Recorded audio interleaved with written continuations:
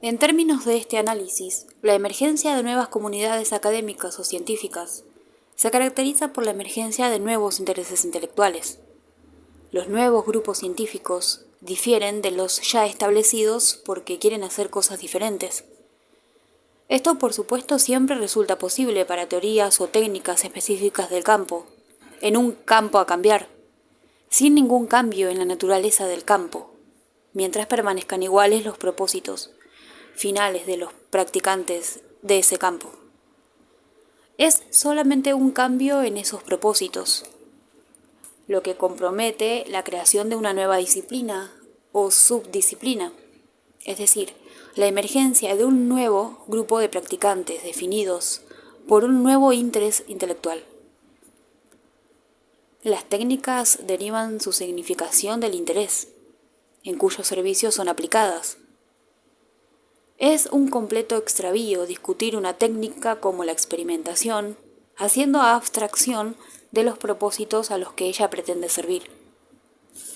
Así, la técnica experimental usada por Bundt para el análisis de los procesos mentales es una técnica profundamente diferente, tanto en la teoría como en la práctica concreta, de la técnica experimental usada por un conductista para la predicción y control de la conducta. El concepto de interés intelectual hace posible superar la separación terminante entre factores sociales y contenido intelectual, que es característica de la sociología de la ciencia positivista, porque tales intereses son simultáneamente un factor activo en el proceso social de la división del trabajo científico y una formulación de presuposiciones intelectuales. El fracaso en reconocer el rol decisivo jugado por la categoría de interés intelectual es probable que conduzca a debates estériles sobre la importancia relativa de los factores internos y externos en el desarrollo de las disciplinas científicas. El interés intelectual básico de una disciplina enfrenta tanto lo interior como lo exterior. Lo exterior, en tanto, sirve para legitimar las actividades de sus practicantes de cara a los grupos significativos a los que se dirige. Lo interior, en tanto, establece las normas por las cuales resulta juzgado el trabajo de los practicantes. Una vez que se han consolidado las funciones institucionales de una disciplina, dichas normas tienden a adquirir por sí mismas una validez prácticamente autónoma, con lo cual el nexo con la función legítimamente externa se puede volver menos explícito. Una de las expresiones más concisas e influyentes acerca del aspecto exteriormente dirigido del interés intelectual de la psicología moderna puede ser encontrado en el famoso trabajo de Watson, La psicología desde el punto de vista de del conductista. Si la psicología siguiera el plan que sugiero, el educador, el médico, el jurista y el hombre de negocios podrían utilizar nuestros datos de una manera práctica, tan pronto como seamos capaces, experimentalmente, de obtenerlos. El argumento de Watson era irresistible. 2 años después fue elegido presidente de la American Psychological Association. La razón de que su mensaje encontrará una resonancia masiva e inmediata era que la mayoría de los psicólogos americanos ya aceptaban la premisa de que el negocio de su disciplina era producir datos para ser utilizados, de manera práctica, por educadores, hombres de negocios y así sucesivamente, y de producirlos rápidamente. Dada esta premisa, la prescripción de Watson, despoja de unas pocas exageraciones polémicas, estaba obviamente en la línea correcta. Lo que Watson había hecho era colocar el sello retórico final en el establecimiento de la psicología como una ciencia administrativa, como una tecnología a ser manejada por los gestores de la sociedad con la finalidad de dirigir las acciones de aquellos a su cargo hacia los canales deseados. Tal psicología es un tipo de disciplina bien diferente de aquella que se considera a sí misma como auxiliar de la filosofía. Ella debe definir de manera diferente tanto sus materiales como sus métodos. Para los propósitos prácticos de administración y control social, se ocupará de las acciones manifiestas de la gente. Su experiencia subjetiva solo presenta interés en tanto que resulta absolutamente necesaria tomarla en consideración para poder manipular efectivamente su actividad externa. Esto representa el reverso de la posición característica de la psicología que floreció en Alemania, para la cual la actividad externa solo tenía interés en la medida que arrojaba luz sobre la experiencia subjetiva.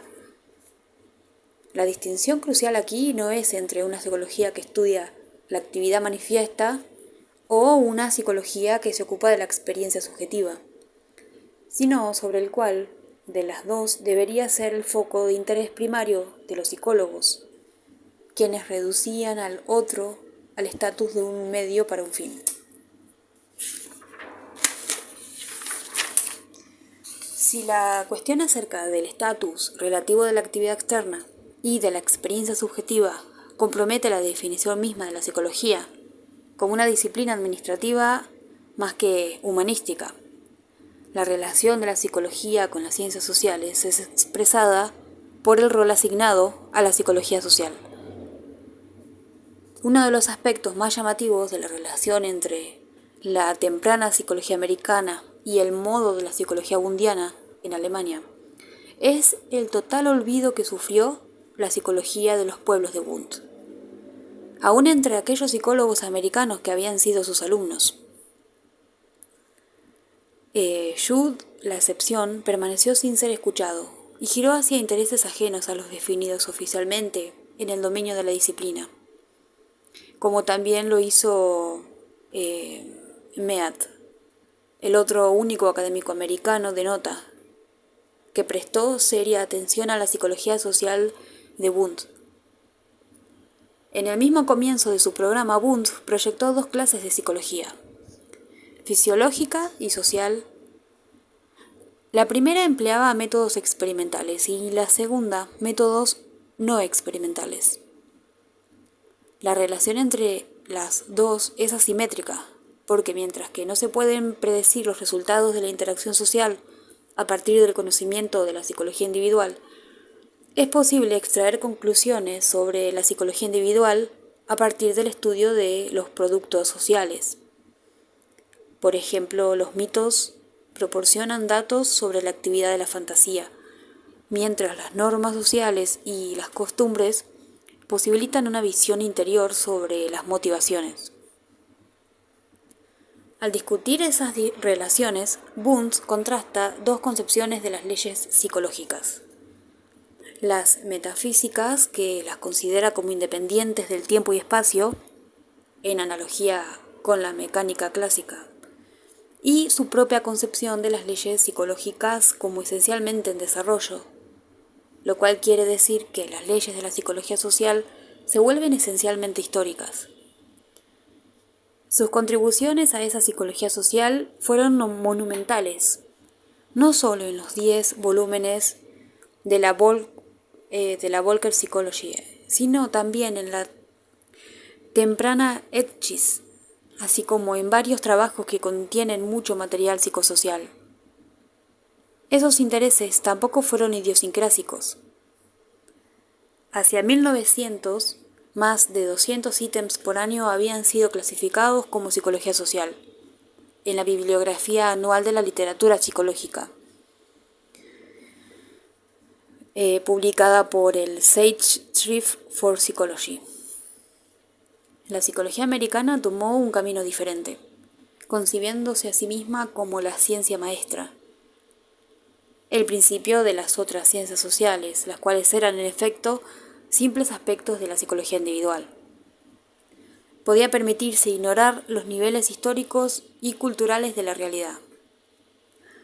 No podía tolerar la existencia de un mundo social que obedeciera a sus propias leyes, porque eso podía influir en la verdadera naturaleza de la psicología individual. En su lugar se propuso desarrollar por completo leyes abstractas de la conducta individual, de las del tipo que Wundt denominara metafísicas, despojando la acción humana de sus contenidos sociales. Ella definió su material como conducta, mientras la realidad social y cultural vino a subsumirse bajo la categoría de estímulo. Cuando finalmente la psicología social hizo su aparición, lo hizo como una extensión de la psicología individual a situaciones en las cuales operaban estímulos sociales. La negación de los niveles históricos y culturales de la realidad aseguraba una reversión de la manera en que era conceptualizada la relación entre individuo y su ambiente sociocultural. Wundt esencialmente definía dicha relación en términos de una construcción de productos culturales por la interacción de individuos. Los individuos eran visualizados como activos en relación con su cultura. La psicología social americana, en cambio, devino un estudio de las respuestas al estímulo social, de los procesos de influencia social, concebidos hasta hace muy poco, de una manera estrictamente unidireccional. El individuo finalizaba siendo el receptor final de estas influencias sociales o el manipulador. En ambos casos, el tipo de relación permanece externo. Los productos sociales o bien confrontan al individuo bajo la forma de presiones ambientales o bien alcanzan a ser de utilidad como técnicas para el control de los demás. En cualquier caso, ellas son halladas por el individuo y la cuestión acerca de la relación constructiva entre sus propiedades y las propiedades de los individuos nunca aparece. El tipo de psicología social desarrollado por Wundt como complemento indispensable al alcance limitado de la psicología experimental se ocupaba en consecuencia de un conjunto de problemas completamente diferentes, aquellos que definieron el dominio de lo que fue llamado psicología social por parte de las generaciones posteriores. Los intereses intelectuales no solo definen los problemas de una disciplina, sino que determinan también la manera prescripta para resolverlos. Para la psicología moderna, esas prescripciones han girado generalmente alrededor de cuestiones acerca del rol y de la naturaleza de la experimentación. Wundt consideraba imposible emplear la metodología experimental de la ciencia natural en la investigación de los procesos psicológicos superiores. Donde él lo había ensayado, los resultados meramente fueron pseudoexperimentos que no honraron los criterios del experimento científico. En Alemania, las demandas por extender la posibilidad del método experimental fueron impulsados por psicólogos jóvenes, quienes intentaron también promover la psicología como disciplina independiente. Como hemos visto, sus esfuerzos no tuvieron mayor éxito, y durante los años de 1920 comenzaron a hablar de métodos de tipo experimental. Inclusive abandonaron la palabra experimental del nombre de su asociación. En los Estados Unidos, donde no había una clase de filósofos mandarines a ser apaciguada, la veneración por el método experimental no conoció límites y rápidamente se desarrolló hacia una verdadera mística. La psicología crecientemente legitimaba sus demandas de una posición superior entre las ciencias humanas mediante la apelación a su utilización de métodos experimentales. No obstante que muchos psicólogos nunca usaron semejantes métodos o usaron lo que a lo sumo podía ser descrito como una copia verdaderamente débil de los mismos. Existen fundamentos para suponer que el prestigio ritual de la experimentación se debió menos al estatus de ciencia pura que al enorme atractivo que un paradigma tecnológico tenía para los grupos significativos, a los que los psicólogos estaban tratando de impresionar. Por un lado, la experimentación no era la mera distintiva de algunas de las ciencias más admiradas, por ejemplo, la astronomía y la biología evolutiva de su tiempo.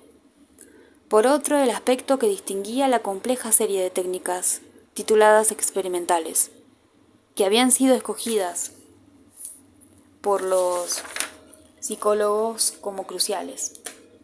Era su caracterización manipulativa.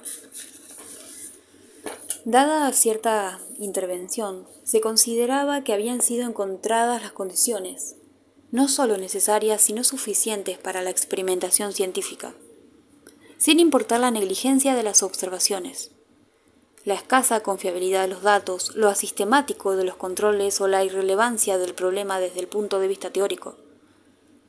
En el mejor de los casos, esto implicaba una falla en distinguir entre la experimentación con propósitos científicos y con otros propósitos, lo que hacía posible que un enfoque puramente tecnológico al conocimiento navegara bajo la bandera de la ciencia.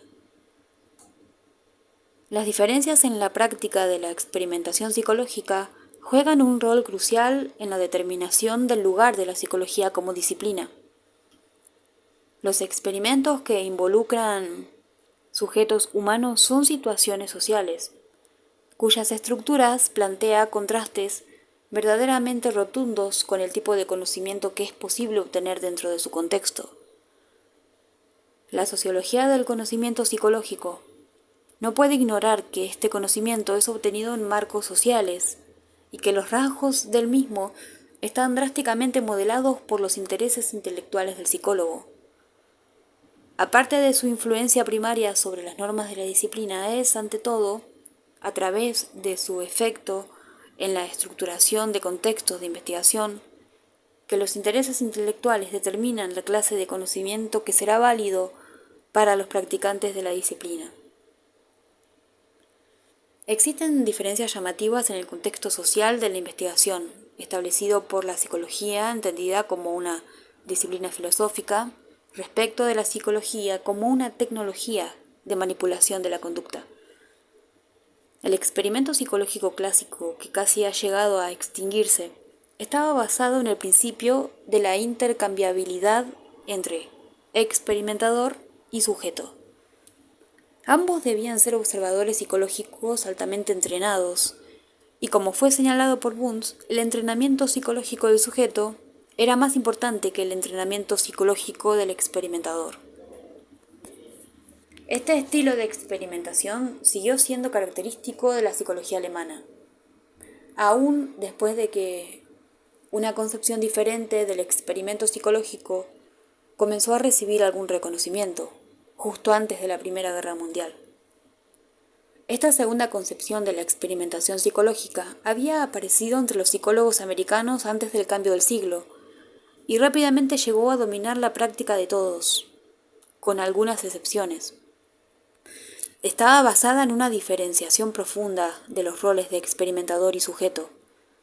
Se suponía que el primero debía tener el monopolio del entrenamiento y la ilustración, mientras el segundo debía ser inexperto e ingenuo. La situación social del experimento estaba caracterizada por una simetría fundamental, que influenciaba decididamente la clase de conocimiento que podía emerger de él. Se trataba de una clase de conocimiento que debía ser útil para quienes estaban en posiciones de controlar y manipular la conducta de los otros en contextos educacionales, industriales, administrativos u otros parecidos. La división fundamental entre controladores y controlados estaba construida dentro de la mismísima fábrica de la fuente generadora de conocimiento de esta psicología. Los datos sobre respuestas humanas en situaciones donde la autonomía había sido cedida podían ser aplicadas a otras situaciones no experimentales, donde la autonomía y discernimiento estaban ausentes de la misma manera, aunque probablemente no por el consentimiento voluntario de aquellos afectados. Es muy improbable que este tipo de situación experimental produjera conocimiento, capaz de incrementar el nivel de auto-insight o de ayudar a la emancipación de los individuos humanos respecto del control social, del control externo.